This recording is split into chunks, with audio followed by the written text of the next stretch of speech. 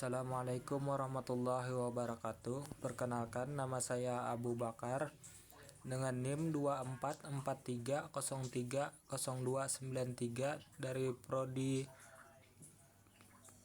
Pendidikan Guru Madrasah Ibtidaiyah Fakultas Agama Islam Universitas Muhammadiyah Palangkaraya. Di sini saya akan menyampaikan teori perkembangan psikologi Erik Erikson.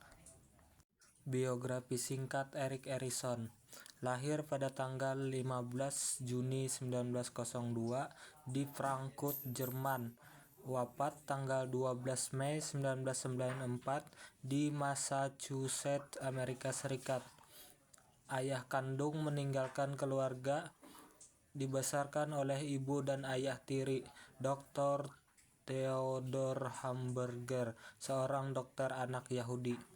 Awal karir sebagai guru seni di Wina, Australia. Di sana ia bertemu Anna Freud dan mendalami psikoanalisis. Pindah ke Amerika Serikat pada tahun 1933 karena kebangkitan Nazi di Eropa dan menjadi profesor di universitas-universitas terbuka. Dari seni ke psikoanalisis, perjalanan seorang pemikir. Perjalanan Erik Erikson dari seniman pengembara menjadi psikolog terkemuka menunjukkan fleksibilitas dalam pemikiran. Inti dan tahapan teori perkembangan psikologi Erik Erikson.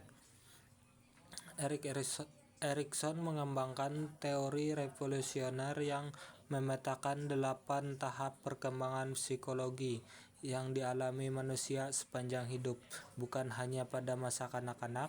Setiap tahap ditandai oleh konflik psikososial yang spesifik. Resolusi yang berhasil dari konflik ini sangat penting untuk pengembangan kepribadian yang sehat.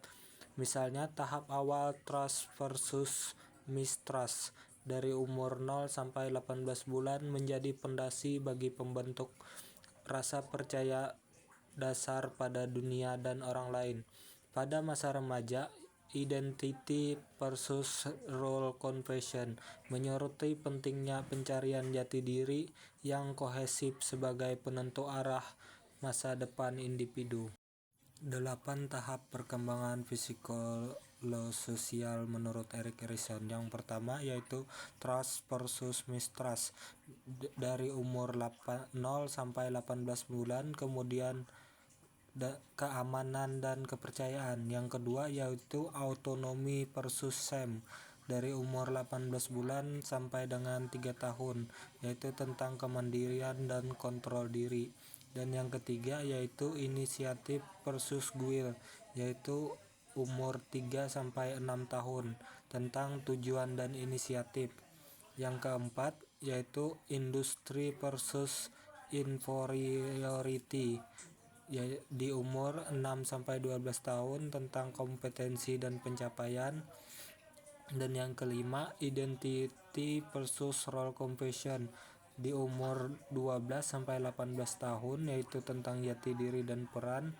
Yang keenam intimacy versus isolation, yaitu umur 18 sampai 40 tahun, tentang cinta dan hubungan dekat. Dan yang ketujuh generativity versus stagnation di umur 40 sampai 65 tahun, yaitu tentang pengasuhan dan kontribusi. Dan yang terakhir yang kedelapan integrity versus despair, yaitu di umur 65 tahun ke atas, tentang kebijaksanaan dan penerimaan jati diri. Meliputi seluruh siklus manusia dari lahir hingga usia lanjut, tidak hanya berfokus pada masa kanak-kanak seperti teori psikoanalisis sebelumnya. Menekankan peran krusial dari lingkungan sosial dan budaya dalam membentuk kepribadian individu, memberikan perspektif yang lebih luas, memadukan aspek psikologi internal dengan interaksi sosial secara holistik, memberikan pemahaman yang komprehensif tentang individu, memberikan kerangka kerja yang sangat aplikatif dalam bidang pendidikan, konseling, dan psikoterapi untuk memahami serta mendukung perkembangan individu. Kekurangan teori Erikson. kurang menekankan faktor biologis dan genetik secara mendalam yang juga berperan penting dalam perkembangan. Tahapan dianggap terlalu kaku dan tidak selalu linear pada semua individu. Variasi individu kurang diperhitungkan. Kritik dari beberapa psikolog yang menganggap teori ini terlalu idealis dan kurang didukung oleh bukti empiris yang kuat. Sulit mengukur secara kuantitatif keberhasilan penyelesaian konflik di setiap tahap, membuatnya sulit diverifikasi secara. Kontribusi dan saran aplikasi teori Erikson. Memperluas pemahaman. Kontribusi utama adalah memperluas pemahaman perkembangan manusia dari sekadar biologis menjadi perspektif psikososial yang dinamis. Konseling dan terapi. Gunakan dalam konseling untuk individu mengatasi krisis identitas atau kesulitan perkembangan lainnya. Edukasi dan lingkungan belajar. Saran, terapkan dalam pendidikan untuk mengenali dan memenuhi kebutuhan psikososial siswa, menciptakan lingkungan belajar yang mendukung. Dukungan sosial dan budaya. Pentingnya dukungan sosial dan budaya yang kuat untuk memfasilitasi resolusi konflik yang sehat di setiap tahap perkembangan.